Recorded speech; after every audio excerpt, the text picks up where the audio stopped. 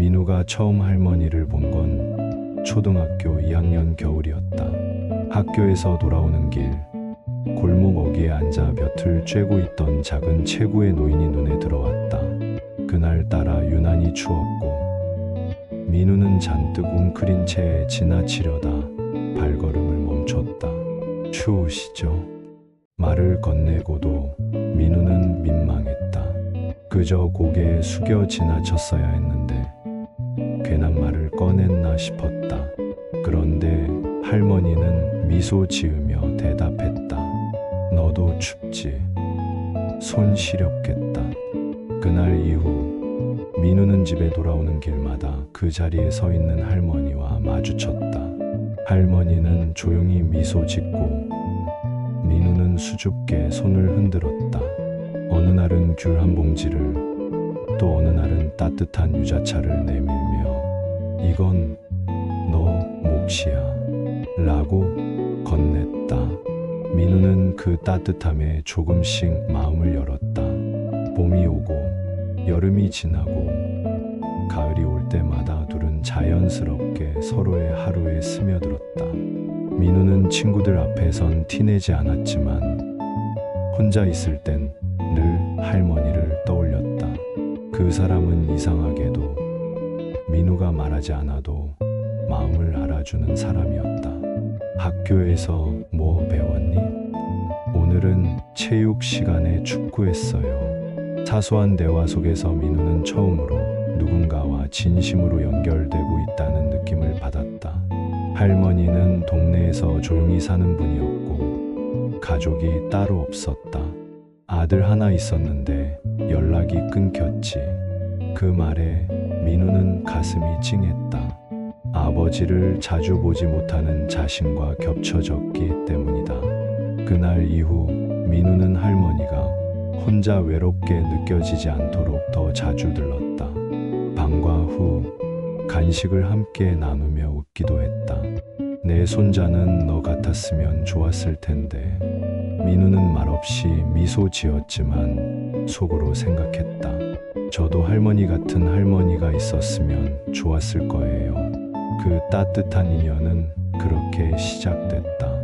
민우가 중학생이 되었을 때도 할머니와의 관계는 계속되었다. 방과 후 학원이 끝나면 어김없이 골목 끝 할머니 집에 들렀고 둘은 작은 식탁을 사이에 두고 함께 식사를 하곤 했다. 요즘 학교 생활은 어떠니? 친구들끼리 모두 말동하는데 제가 좀 서툴러서. 할머니는 민우의 말에 고개를 끄덕이며 말없이 밥 한 숟가락을 떠주었다. 그녀는 조언보다 공감에 능했다. 말 많지 않았지만 민우는 늘 위로받았다. 어느 날 민우는 학교에서 큰 실수를 했다. 친구와 말다툼 끝에 주먹을 휘둘렀고 선도위원회에 회부됐다. 엄마는 바쁘다며 교무실 전화도 피했고 결국 민우는 혼자 학교에 불려갔다. 그날 저녁 민우는 터덜터덜 할머니 집을 찾아가 조용히 눈물을 흘렸다. 할머니는 말없이 따뜻한 수건으로 그의 손을 닦아주며 말했다. 누구나 실수는 해. 중요한 건 다시 안 그러려고 노력하는 거란다. 그날 이후 민우는 달라졌다. 공부도 친구들과의 관계도 조금씩 나아졌고 스스로를 다잡는 법을 배워갔다. 할머니는 그런 민우를 늘 조용히 응원했다. 넌 좋은 사람이 될 거야. 내가 봐왔으니까. 그 말은 민우의 마음에 오래도록 남았다. 시간은 흘러 민우는 고등학생이 되었고 할머니의 건강은 점점 나빠졌다. 예전처럼 골목에 서 있지 않았고 가끔 집 앞까지 나오는 것도 힘들어했다. 하지만 민우는 매일 같이 들렀다. 그녀는 차츰 말을 줄였지만 민우의 손을 잡아주며 언제나 미소 지었다. 너는 정말 내 자식 같아. 그 말에 민우는 눈시울이 붉어졌지만 아무 말도 하지 않았다. 그저 손을 꼭 잡은 채 오래도록 함께 앉아 있었다. 그녀는 이제 말보다 온기로 민우를 위로하고 있었다. 그리고 민우는 그것만으로 충분했다. 겨울이 깊어지던 어느 날, 민우는 학교에서 돌아오며 눈 덮인 골목길을 걸었다. 눈길을 조심조심 걷던 중 어릴 적부터 익숙하던 할머니 집 앞에서 발걸음을 멈췄다. 불 꺼진 창문, 조용한 마당, 그리고 낯선 정적이 그를 덮쳤다. 초인종을 눌러도 대답은 없었고 문도 굳게 닫혀 있었다. 며칠 전부터 몸이 더 안 좋다고 하셨던 게 떠올라 민우는 급히 동사무소에 연락했다. 다음 날 공무원과 함께 문을 열고 들어간 집안은 적막했다. 거실엔 반쯤 마신 보리차가 식어 있었고 작은 방 안에서 할머니는 평화롭게 눈을 감고 계셨다. 아무런 고통 없이 조용히 마지막 잠에 드신 듯했다. 민우는 한참을 말없이 서 있었다. 눈물이 나지도 않았다. 그저 손을 꼭 잡았던 그 온기만이 생생히 떠올랐다. 장례는 조촐하게 치러졌다. 민우 외엔 먼 친척 몇 명뿐이었다. 영정사진 속 할머니는 평소처럼 미소 짓고 있었다. 장례가 끝난 뒤 민우는 할머니의 방을 정리하다가 오래된 상자 하나를 발견했다. 상자 안에는 빛바랜 사진들과 편지들이 가득했다. 그리고 그중 하나, 그가 열어본 봉투 속엔 이렇게 적혀 있었다. 민우야, 내가 이 편지를 읽을 땐 나는 옆에 없겠지. 하지만 괜찮단다. 너는 혼자서도 잘 해낼 아이니까. 그 문장에 민우는 무너졌다. 그동안 참았던 눈물이 왈칵 쏟아졌다. 할머니는 늘 자신의 삶을 말하지 않았고 조용히 민우의 이야기를 들어주셨다. 그런데 그 속에 이렇게 따뜻한 마음이 담겨 있었던 것이다. 편지의 끝엔 짧게 적혀 있었다. 넌 나에게 손자 이상이었단다. 내 마지막 삶의 이유였어.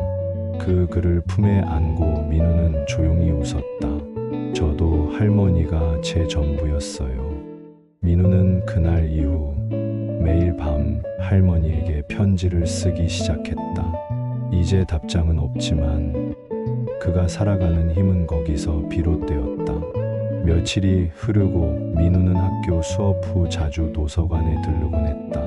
책을 펴도 글자는 머리에 들어오지 않았지만 조용한 공간에서 할머니를 떠올리며 생각을 정리했다. 어느 날 평소엔 잘 보지 않던 시골 마을 신문 한 귀퉁이에 익숙한 이름이 실려 있었다. 고구 김순자님, 평생 무료급식 자원봉사자로 활동하며 지역 어르신들에게 헌신. 민우는 깜짝 놀랐다. 할머니가 자원봉사를 하셨다는 사실을 그는 전혀 알지 못했다. 조용하고 소박하게 살아오신 줄만 알았는데 누구보다 따뜻한 손길을 건네던 분이셨다. 급히 연락처를 찾아 신문에 소개된 지역 복지센터를 찾았다. 낡은 건물 하지만 벽엔 할머니와 함께한 사진들이 가지런히 걸려 있었다. 아, 순자 어르신 손자구나. 자주 얘기 들었어요. 정말 자랑스러워 하셨어요. 센터장은 웃으며 그를 맞았다. 민우는 사진 속 할머니의 모습을 바라보다 조용히 말했다. 전 아무것도 몰랐어요. 늘 조용히 계시기만 해서. 센터장은 고개를 끄덕이며 말했다. 당신을 위해 모든 걸 감췄던 거겠죠. 다정하고 강한 분이셨어요. 민우는 돌아오는 길에 자꾸만 눈시울이 붉어졌다. 할머니는 그에게 따뜻한 밥과 이야기를 건네며 키워주셨고 다른 어르신들에게도 똑같은 온기를 나누고 계셨던 것이다. 그날 밤 민우는 작은 결심을 했다. 나도 누군가에게 그런 사람이 되고 싶다. 다음 날부터 그는 학교 수업이 끝난 후 복지센터를 찾아가 도우미로 봉사활동을 시작했다.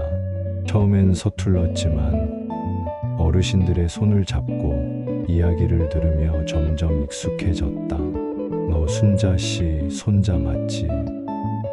눈매가 꼭 닮았네. 한 어르신이 그렇게 말하며 민우의 손을 꼭 잡았다.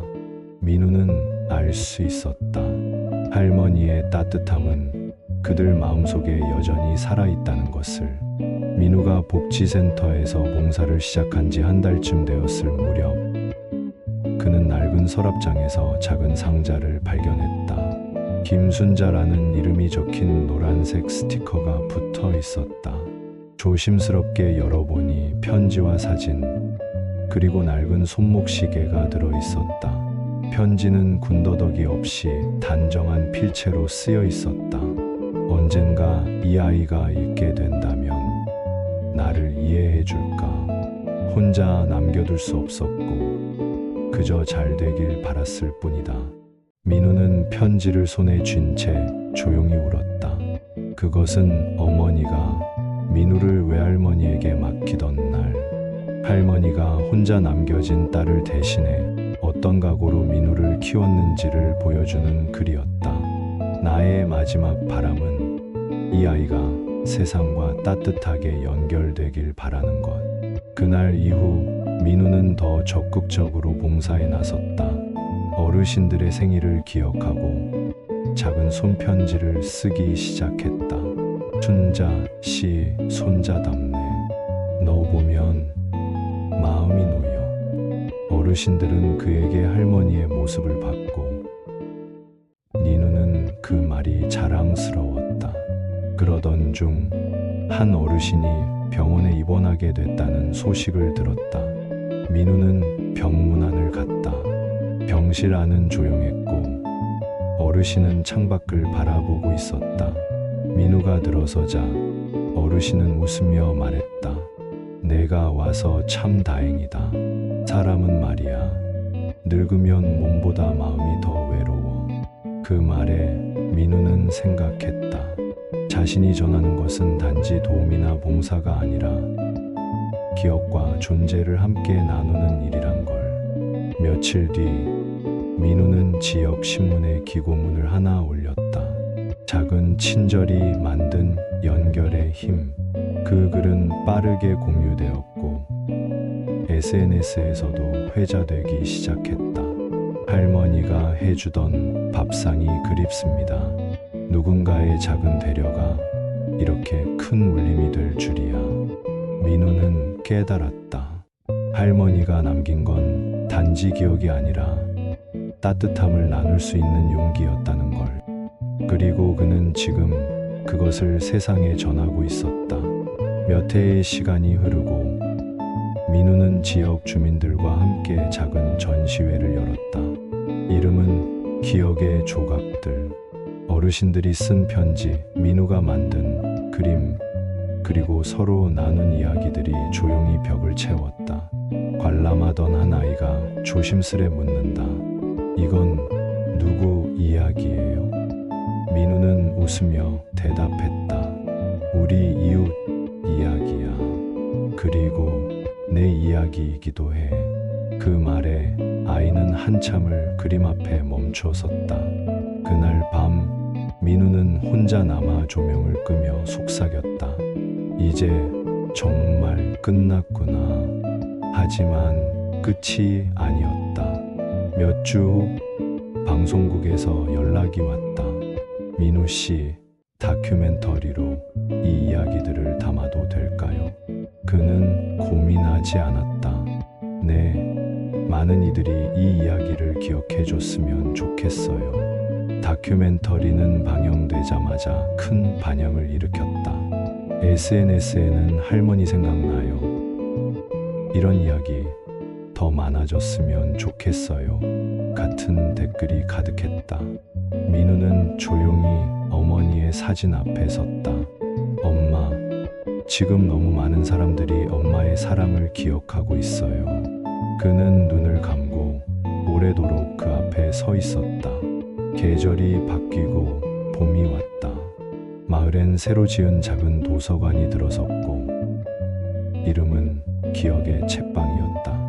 아이부터 어르신까지 누구나 와서 편지를 쓰고 이야기를 읽는 공간. 그 안에는 민우가 만든 작은 코너가 있었다.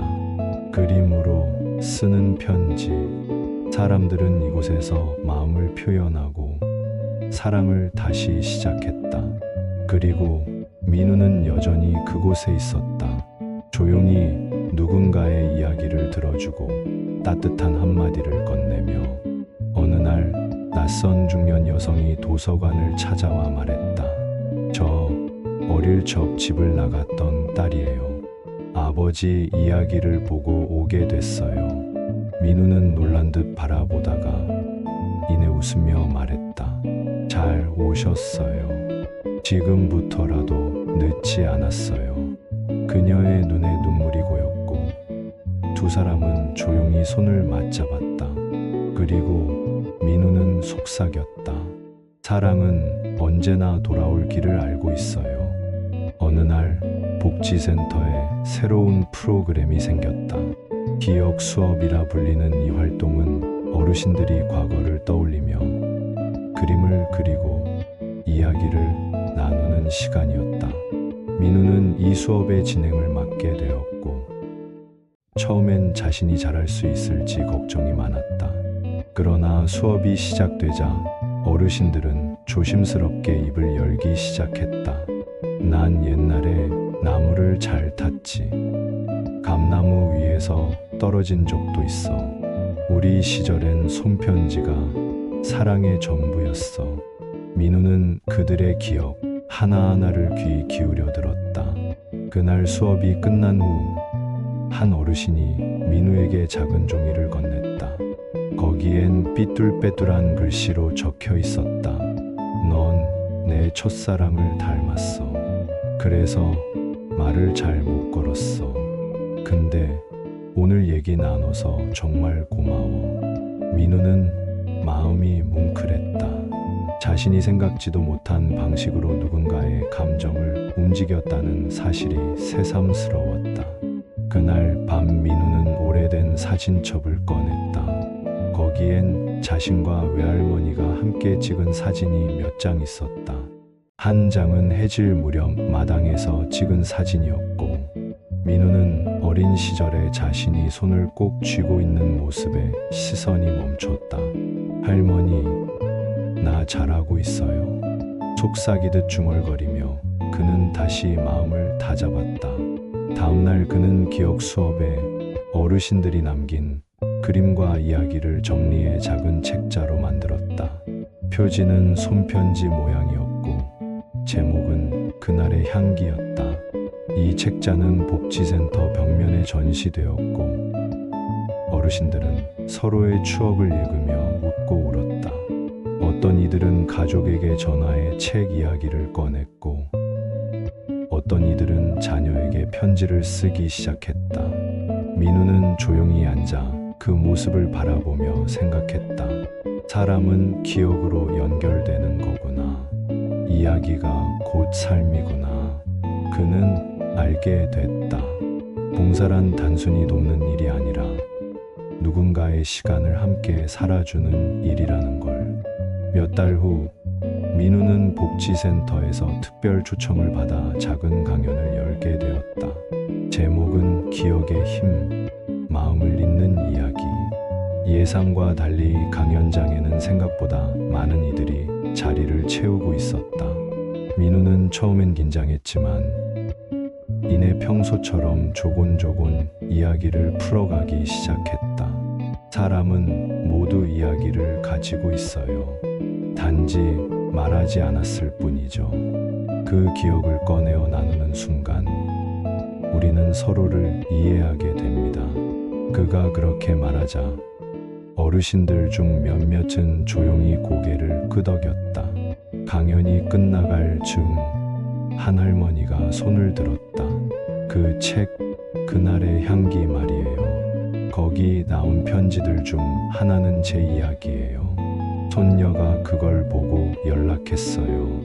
몇 년 만에 만났어요. 정말 고마워요. 민우는 말문이 막혔다. 그 순간 그는 자신이 해온 일이 얼마나 깊은 울림을 줄 수 있었는지 새삼 느꼈다. 강연이 끝난 후 한 중년 부부가 다가왔다. 혹시 다음에도 이런 수업 열릴까요? 저희 아버지가 요즘 말씀이 없어지셔서요. 이 프로그램에 참여하시면 다시 활기를 찾으실까 싶어서요. 민우는 미소 지으며 고개를 끄덕였다. 물론이죠. 누구든 환영이에요. 그날 집으로 돌아가는 길, 민우는 오래된 골목길을 천천히 걸었다.